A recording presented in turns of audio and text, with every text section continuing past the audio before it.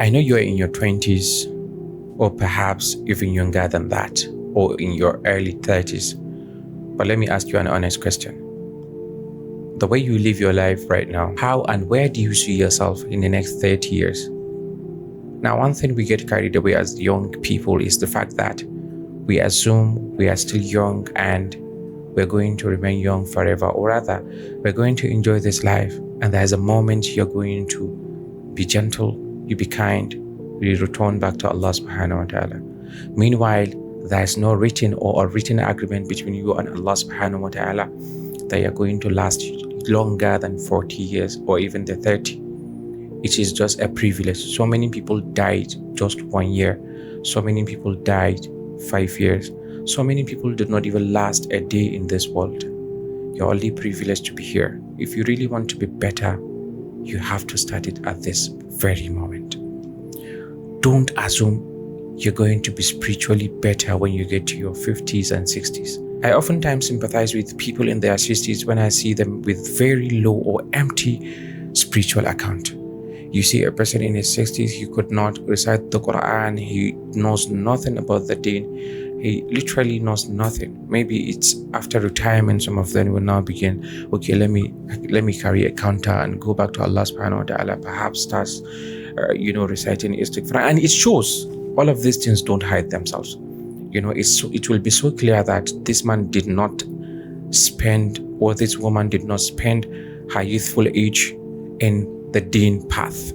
So if you assume you're going to be a better Muslim when you get to your 60s, you are deceiving yourself. Let me tell you one honest thing. If you keep following your mind, wallahi, it will lead you astray.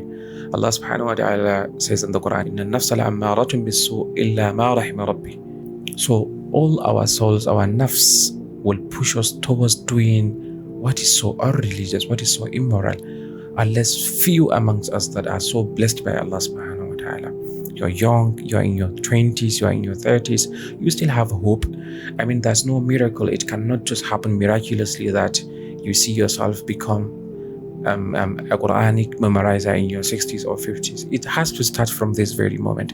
You can't just get automatically close to Allah subhanahu wa ta'ala and find that peace of mind suddenly in your 60s or in your 50s. As you are chasing your career, chasing your relationship, chasing your emotional validation, whatever it is, remember that you also have a spiritual journey. You also want to be a better person in the eyes of Allah subhanahu wa ta'ala. So this Ramadan, tell yourself, where am I and where do I want to be? Stop the procrastination. Go back to that Islamia you want to go back. Stop looking for a convenient moment. Stop looking for the last activity that will suit your activity. Rather, amend in your activities.